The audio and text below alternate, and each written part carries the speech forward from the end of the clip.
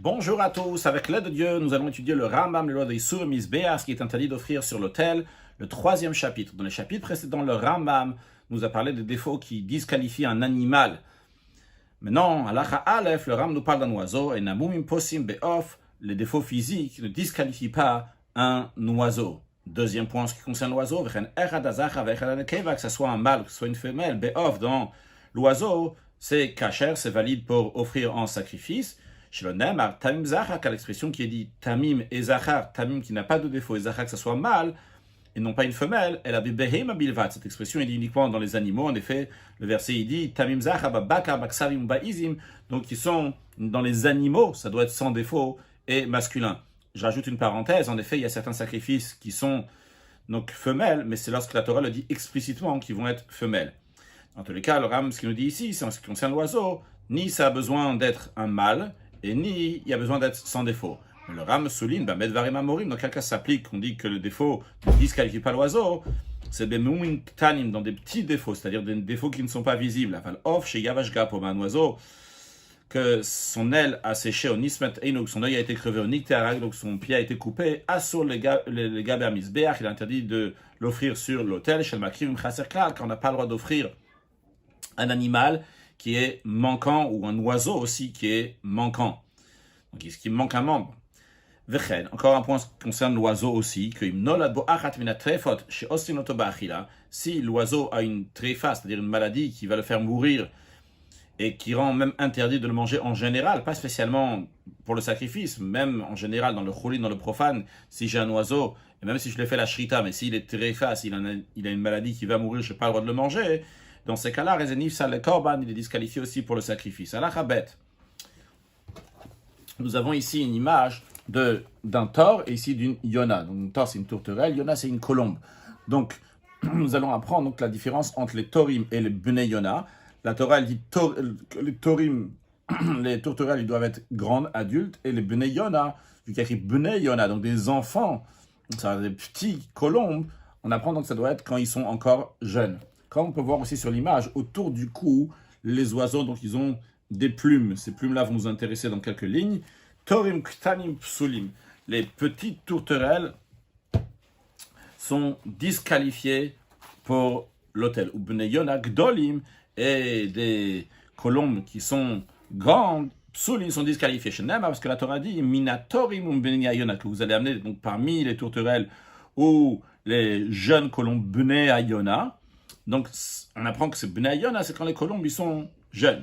Maintenant, le Ram dit que Trilatatsi ou basé, que le début du jaunissement, quand on parle de début du jaunissement, c'est les plumes que nous avons vues, donc qui sont autour du cou, lorsque c'est en train de jaunir, que ça soit chez l'un ou chez l'autre, que ça soit chez les tourterelles et les colombes, eh bien, pas sous ça disqualifie. Pourquoi? Parce que dans ce moment-là, c'est la période où l'oiseau il est en train de passer d'être petit à un grand. Donc, il est en train de devenir mature maintenant, il est en train de passer donc de prématuré à mature. Je ne sais pas juste de dire le mot prématuré, mais en tous les cas, donc de dire avant, quand il est petit, et il passe quand il devient grand. Alors, c'est problématique, parce qu'aussi bien pour les tourterelles, eux, ils doivent être grandes, et les beneyona, les colombes, ils doivent être petites. Donc, à cette période-là, c'est pas kasher ni pour l'un l'autre. Maintenant, jusqu'à quand c'est considéré petit pour une colombe?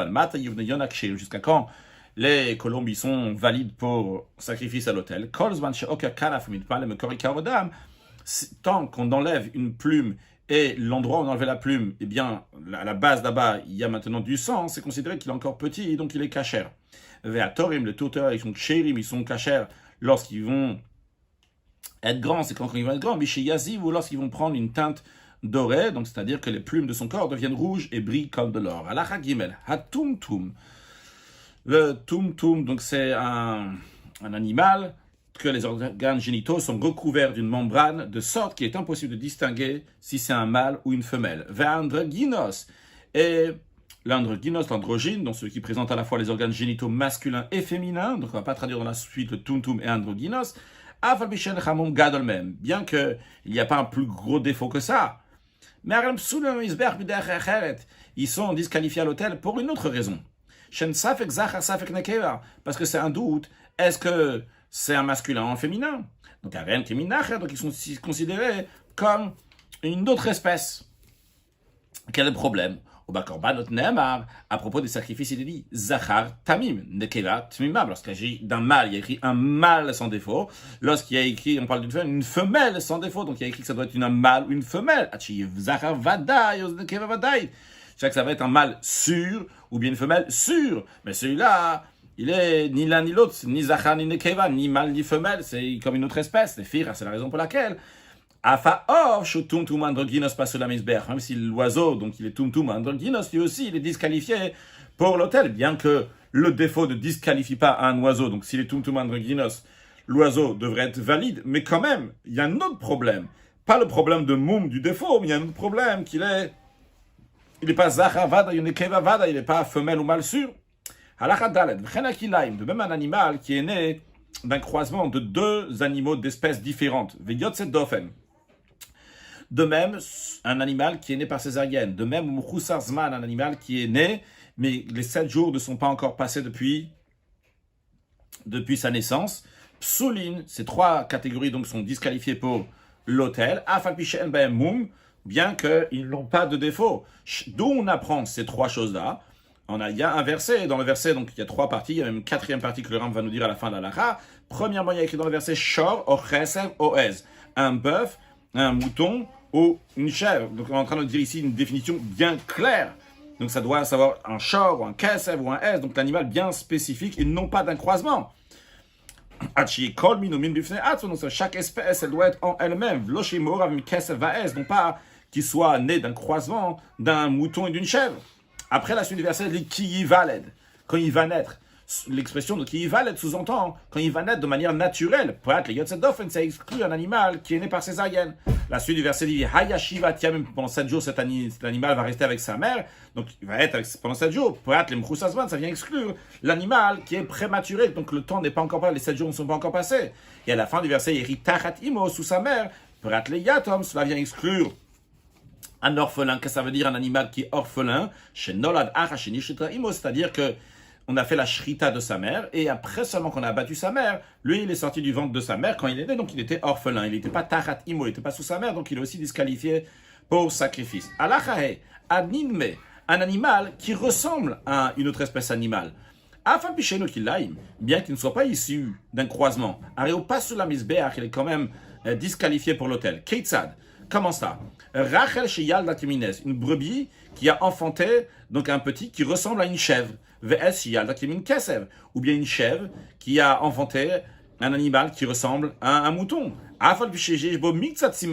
Bien que il a un petit ressemblant à un mouton. Vu qu'il ressemble majoritairement à une autre espèce, pas sur les disqualifiés donc de sacrifice pour l'autel, comme un animal qui a un défaut qui est permanent. Car il n'y a pas un plus grand défaut que le mutant, celui qui a un changement. De même, un animal qui s'est accouplé sur un être humain, ou bien nirba, ou bien que l'homme, l'être humain, s'est accouplé sur l'animal, et un animal qui a été désigné pour l'idolâtrie, un animal qui a été servi, avec lequel on a fait avodazara, bien qu'il est permis de le manger de manière ordinaire, en tant que personne personnelle, de profane, les sont disqualifiés pour l'autel. Shenemar qui a écrit, qui a écrit, car leur corruption est en eux. C'est-à-dire que s'il y a un animal qui a une corruption, eh bien, il n'est pas caché, il n'est pas bon pour le misbéach. De là, on apprend que kol sheyeshbo ashrata pasul, que s'il y a une corruption, il est disqualifié. Maintenant, qui dit que l'adultère, entre guillemets, de l'animal est, je ne sais pas si on dit le mot adultère pour l'animal, donc c'est accouplé avec un être humain, mais en tous les cas, qui dit que cet accouplement et cette idolâtrie sont appelés une corruption? Le Ram ramène une preuve que dans la Torah, c'est appelé une corruption aussi bien l'un que l'autre. Uba veira ou omer, à propos de la transgression de Gilouya Rayot, des relations interdites. Là, c'est le mot à dire, la relation interdite rend interdit le sacrifice. Une corruption, il y a écrit qui hishrit kol basar. C'est à propos donc de la génération du déluge. Il y a écrit que Dieu il a vu que toute chair a corrompu. L'expression de hashrata, hishrit, comme il y a écrit dans le sacrifice, moshratam bahem, leur corruption est en eux. Ou vodazara, de même pour l'idolâtrie, où il est écrit, qui shichatamra, Dieu il y a Moshe Rabbeinu, lorsque les Juifs ils ont fait le vaudor, il dit que ton peuple a corrompu. Donc on voit que la Avodah Zara, l'idolâtrie, c'est appelé aussi une corruption, qui correspond à ce qu'il dit à propos du sacrifice, que si moshratam baem, si le sacrifice a une corruption, mumbam, c'est considéré un défaut. De même, un animal ou un oiseau qui a tué un être humain. L'oiseau, il peut tuer un être humain, par exemple, s'il a, avec le bec, il a mis son bec dans la tête d'un petit enfant, chas de shalom, dans un endroit que la tête, elle est molle, elle est faible, et qu'il a tué l'enfant, chas de shalom. Aren kerové, onirba, eh bien, ces animaux-là, ou cet oiseau-là, il est comme un animal qui s'est accouplé avec un être humain, ou que l'être humain s'est accouplé sur lui, ou psul namisbeach, et donc ils sont disqualifiés pour l'autel. Halacha zayin. Ve'ireil, le Ram dit qu'il me semble, bien que tous ces animaux qui sont disqualifiés ne conviennent pas à être un sacrifice. Mais il semblera même que quand même, que si la personne a transgressé et les a offerts en sacrifice, il ne recevra pas les 39 coups de bastonnade minatora d'après la Torah. Il fiche le pas parce que l'interdiction d'amener ces sacrifices qui ont ce défaut-là n'est pas explicite dans la Torah. Aval etnan zona, en revanche, en ce qui concerne un animal qui a été donné à une prostituée pour son salaire, ou mechir kelev, un animal qui a été échangé avec un chien, asugim le gaber misber, eux sont interdits d'offrir en sacrifice sur l'autel. Va makiv echad même, celui qui va offrir un des deux, l'animal qui a été donné en salaire pour la prostituée, ou bien l'animal qui a été échangé avec un chien, ou shnem, ou même kechad, ou même qu'il a offert les deux, mais il les a offert les deux en même temps, c'est-à-dire il a amené un animal qui a été donné à une prostituée et en salaire, et en plus, donc l'animal qui a été échangé avec un chien. S'il a amené les deux ensemble aussi, il reçoit une seule fois, malkout une seule fois, 39 coups de bastonnade. A priori, pourquoi? Si quelqu'un a fait 2 transgressions, il reçoit 2 fois 39 coups de bastonnade. Le Rambam dit, Shenamar, parce qu'il est dit, le tavi etnan zona omchir kelev. Tu ne veux pas amener le cadeau qui est donné à une prostituée et l'échange d'un chien au temple, pour l'autel. Il va recevoir seulement une seule fois 39 coups de bastonnade. Pourquoi?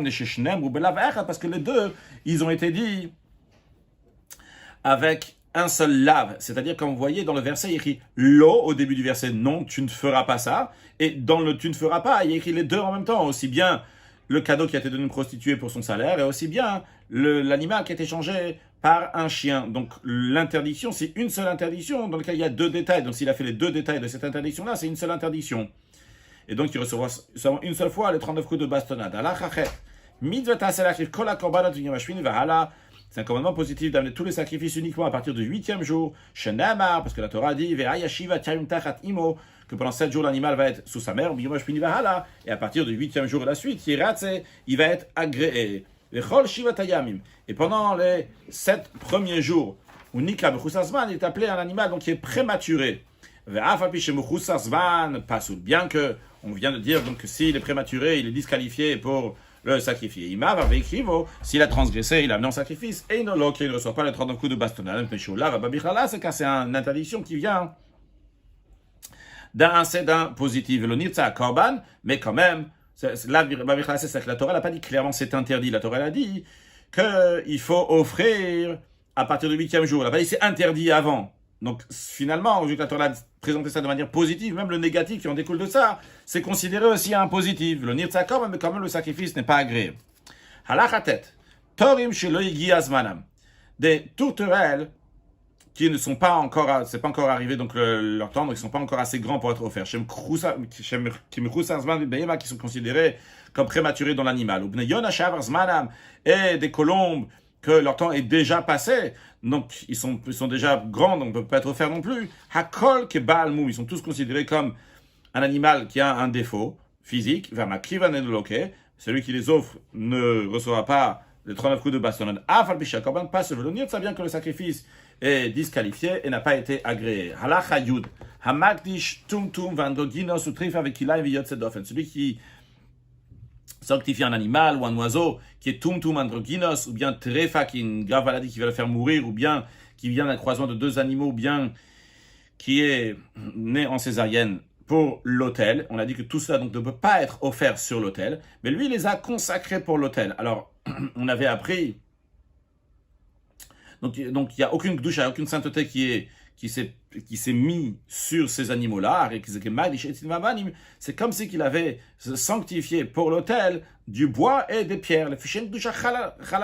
Car la sainteté d'un sacrifice ne s'est pas appliquée, ne s'est pas mis sur leur corps, car ils sont comme un animal, donc on a un oiseau qui est impur et qu'on ne peut pas amener à l'autel. Donc ils sont tout à fait profanes. Qu'est-ce qu'on fait avec? On va vendre cet animal-là que cette personne a voulu consacrer pour l'autel, donc il est consacré, mais en tant que quelque chose de profane, comme du bois et des pierres.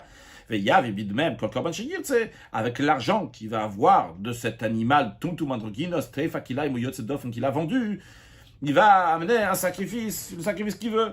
Ils sont différents d'un animal qui a un défaut physique. Chez Baal Moum, je vais mettre le korban, car l'animal qui a un défaut physique, lui, il a un sacrifice. Il y a une sacrifice, on peut sacrifier dans son espèce. Il y a un contexte, dans ce contexte-là, on peut faire un sacrifice. Seulement quoi? Il a un défaut. Mais ceux-là, ils ne sont pas du tout considérés, à la base, on ne peut pas les consacrer. Mais celui qui consacre au misbéach, un animal qui s'est accouplé sur un homme ou un homme qui s'est accouplé sur cet animal, donc il offre l'animal sur lequel l'homme s'est accouplé, et ce qui a été désigné pour l'idolâtrie, ou celui qui a été servi pour l'idolâtrie, donc c'est prosterné à cet animal-là, ou bien le cadeau qui a été donné à une prostituée pour son salaire, ou bien un animal qui a été échangé pour un chien. C'est comme si qui consacrait un animal qui a un défaut passager. Donc, ils vont paître, ça veut dire ils vont tourner dans le pâturage jusqu'à qu'ils vont avoir un défaut qui est permanent. Et à ce moment-là seulement, on pourra le racheter, le rendre profane cet animal, prendre de l'argent avec des padoux à lave, et on va le racheter à ce moment-là. De même, quelqu'un qui consacre un animal, donc qui est prématuré. C'est comme si qui consacrait un animal qui a un défaut qui est passager, et il ne reçoit pas les 39 coups de bastonnade s'il a consacré, comme on l'a expliqué dans Halakha, vu que c'est un interdit qui découle d'un commandement positif. Halakha Yudalef. Nimtsu kol asurim la mizbeach, le Ram nous conclut qu'il se trouve que tous ceux qui sont interdits à l'hôtel, Arba, ça il y a 14 catégories, ve'elouen voici, Baal Moum, donc celui qui a un défaut physique. Deuxièmement, si c'est pas de la meilleure qualité. Gimel ou Khusar Eivar Mibifnim, s'il manque un membre de l'intérieur. Dalet ou Treifa, donc s'il a une maladie qui va le faire mourir. Hey Vechilaim, donc c'est un animal qui est né d'un croisement de deux espèces différentes. Vav Yotse Dofen, celui qui est né par césarienne. Verovea, l'animal qui s'est accouplé sur un homme. Venirba, un animal qu'un homme s'est accouplé sur l'animal. Vesheimit et Adam, un animal qui a tué un être humain. Yuda Nevad, donc l'animal qui a été idolâtré. Yudalef à Moukse, donc celui qui a été désigné pour l'idolâtrie. Yudbet à Etnan, l'animal qui a été donné en salaire pour la prostituée. Yudgimel à Mechir, l'animal qui a été échangé avec un chien. Yudalet, Mechusar Zman, un animal qui est prématuré, donc c'est pas encore passé 7 jours depuis sa naissance. Halacha Yudbet, quand la sourim, les Gaber Misbeach, tous ceux qui sont interdits donc pour l'autel. Osim Becholchen, ils interdisent l'animal. Ils vont interdire d'autres animaux ou d'autres oiseaux. Becholchen, quelle que soit leur quantité. Qu'est-ce que ça veut dire? Même s'il y a un animal de ces psulim qu'on vient de mentionner, de ceux qui sont disqualifiés qu'on vient de mentionner, qui s'est mélangé dans 10 000 autres animaux vivants, que les 10 000 autres animaux vivants, ils sont cachers et on peut les offrir pour l'autel, mais il y a juste un seul des 14 qu'on a dit avant qui s'est mélangé dans ces 10 000. Eh bien, Nifsa Dakol, tout a été perdu, donc on ne peut pas les offrir autant. Nifsa la Misbeach, ça ne pourra pas être offert, aucun d'eux pourra être offert sur l'autel. Les Kulan, mais tous ceux qu'on a mentionnés avant, donc qui sont disqualifiés, Valdoten, Moutar la Misbeach, leurs enfants, s'ils vont accoucher, les enfants vont être permis d'offrir sur l'autel. Chutz, Mivlad, Mirbad, Veneved, Tumuk, c'est à l'exception de l'animal qui s'est accouplé avec un être humain, celui qui a été idolâtré ou celui qui a été désigné pour l'idolâtrie, Veshemita et Adam, et le quatrième, donc celui qui a tué l'homme, Shevladan Asur, la misbéach kemot, que s'ils ont accouché, l'enfant aussi est interdit sur l'autel. Mais attention, à la Chayut Gimel, dans quel cas s'applique, quand ces 4-là, leurs enfants sont disqualifiés pour l'autel, Beshenev Rabba Veira, si elle a fait une transgression, quand Oemita l'a tué, Kshimu Beret, que lorsque l'animal a transgressé ou a tué, elle était enceinte, c'est-à-dire Sharea Vlad Yamatsuyima, c'est-à-dire que l'enfant, le fœtus se trouvait avec elle, elle était dans le ventre de l'animal qui a tué l'homme ou bien qui a fait la Avera. Bachini, c'est là, donc Vayaka Evermevarea, ce fœtus faisait partie des membres de l'animal. C'est la raison pour laquelle que ce fœtus-là, lorsqu'il va naître, il sera disqualifié. Mais si l'animal est tombé enceinte après qu'il y a eu la vera qui a été faite avec elle, après que l'animal a tué un être humain, l'enfant sera valide pour l'autel. Même s'il a été, elle s'est accouplée avec un être humain lorsqu'elle était déjà kadosh, déjà consacrée, mais elle n'était pas encore enceinte. Inutile de dire que si elle s'est accouplée avec un être humain lorsqu'elle était profane, elle n'était pas encore consacrée.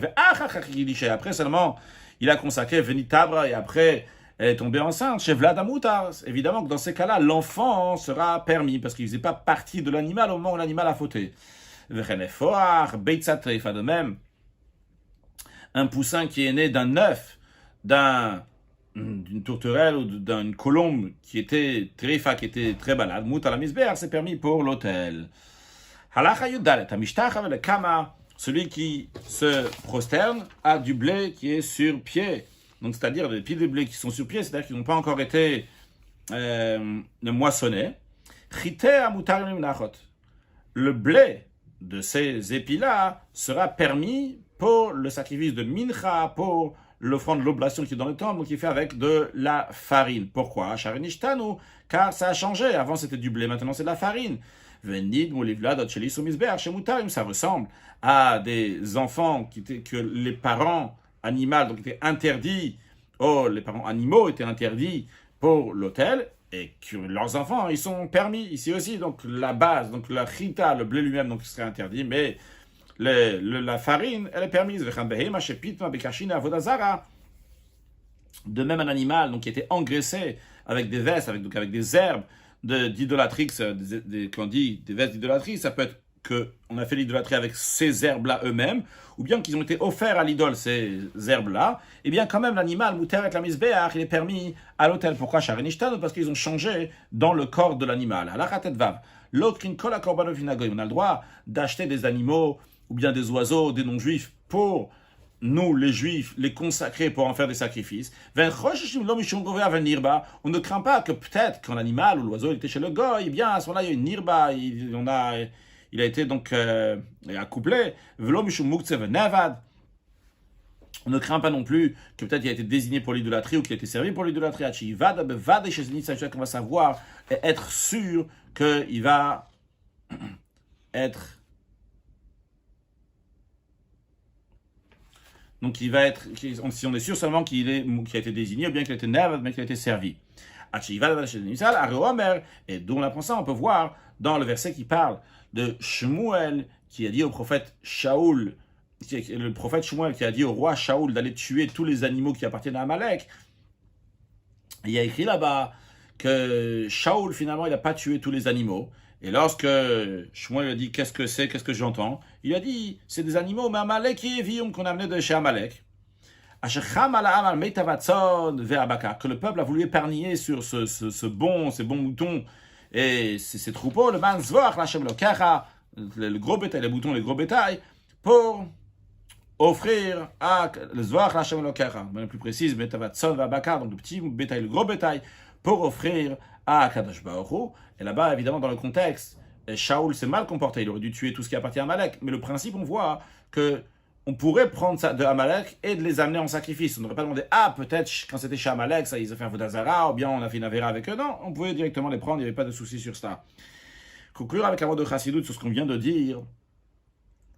Le prophète Shmuel, il a dit à Shaoul qu'il fallait tuer tous les Amalekim et tous les animaux aussi qui appartiennent à Amalek. Shaoul n'a pas écouté. Qu'est-ce qu'il a dit? On a dit, ils ont voulu prendre ça pour offrir à Kadosh Baruch Hu. On dit que Shaoul était très intelligent. Shaoul est parti avec la raison, il avait un bon raisonnement. Son raisonnement était que le sacrifice, c'est quoi? C'est prendre quelque chose qui est obscur, quelque chose qui est matériel, le rendre du spirituel, le rendre de la lumière. Et on nous dit que si on va prendre, il s'est dit que si on va prendre de Amalek, ça va être encore plus. Amalek, c'est Reshit Goyim Amalek, c'est le pire du pire. On va prendre ce qui appartient à Amalek et on va le rendre dans la Gdusha, dans la sainteté. Waouh, ça va être vraiment une vraie étape, un changement d'extrême à l'extrême, prendre la chose qui est la plus obscure et la rendre la plus lumineuse.